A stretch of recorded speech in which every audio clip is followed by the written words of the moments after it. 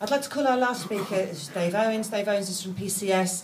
He's from the DWP Group Executive Committee and from the North West Regional Committee, speaking in a personal capacity. Thanks very much, Dave. I'll give you 10 minutes. The Chair's introduction, she did say that things perhaps haven't gone how a lot of us would have liked since the 30th of November 2011. Well, actually in Liverpool we probably had the biggest demonstration we've seen for years. You had up to 20,000 people marching, and actually we were getting clapped through the streets. I mean, I think that was an experience that happened in other parts of the country as well.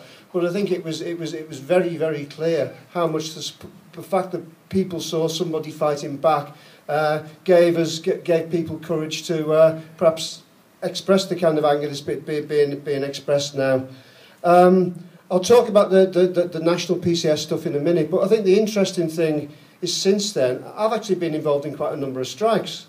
And actually, I've been involved in quite a number of successful strikes. Now that tells me something. That tells me that nasty though this government are, actually they are very, very vulnerable to industrial action. Some of this stuff hasn't been that publicised. The one, for example, was in the job centre network in Merseyside last year, where basically management wanted to transfer over 100 people compulsory out of the local job centre network, which of course left the job centre short of staff, into the call centres, where we already had a dispute, which will come to in a minute.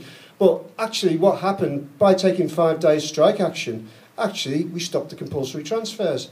We didn't stop all the compulsory transfers, but the fact we took a strike to defend the services, which is, all right, people didn't want to work in the conditions that some of us have to work in anyway. But it was also the fact that people were fighting back against the cuts that were taking place.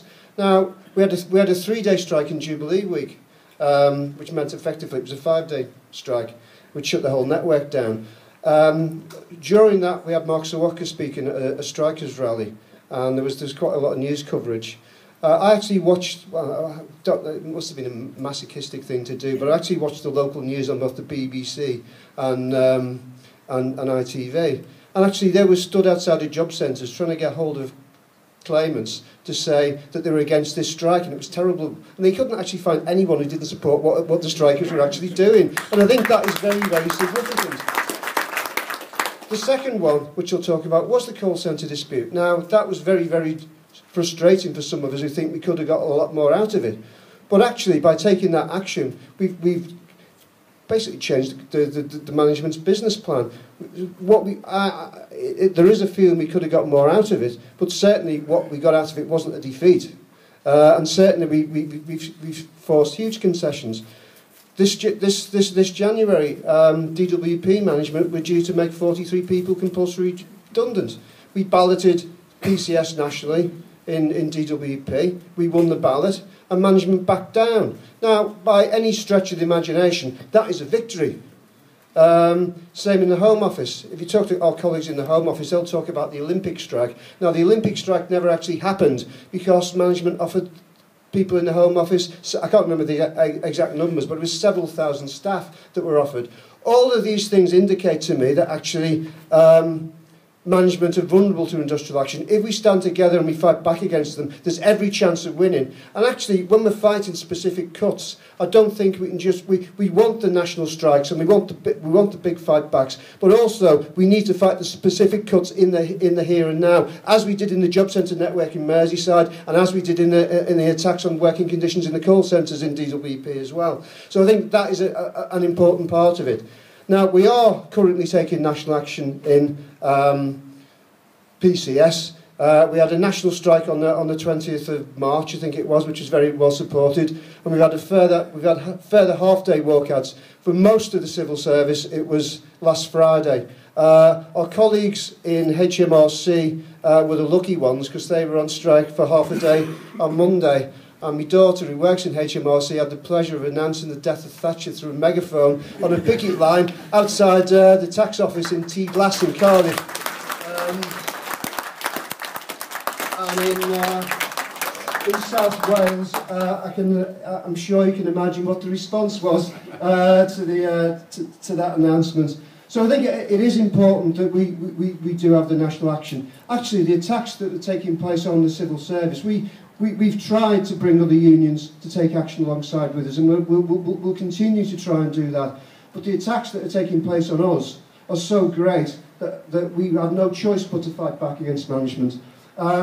In my department, in DWP, we've actually lost 20,000 jobs since the Tory government were elected, or not elected, but took power, shall we say.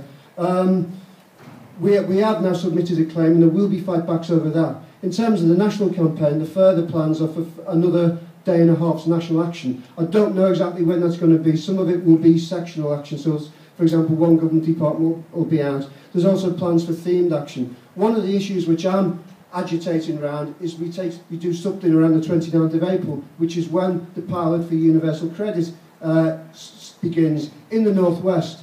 It's only going to be piloted in one job centre now because the computers don't work. But if you look at it, we've heard about the bedroom tax, but actually, if they get away with what they want to do with universal credit, then 19 million people will be affected.